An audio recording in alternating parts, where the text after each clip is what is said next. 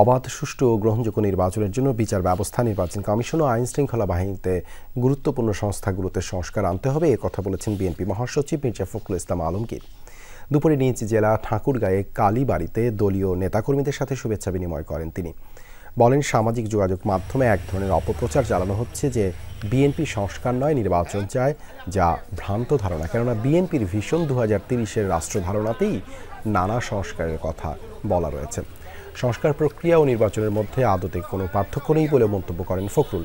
তিনি আরও বলেন, জনগণ চায় না এমন সংস্কার সমর্থন করে না বিএনপি। আমরা কখনোই এই কথা বলিনি যে আগে নির্বাচন তারপরে সংস্কার।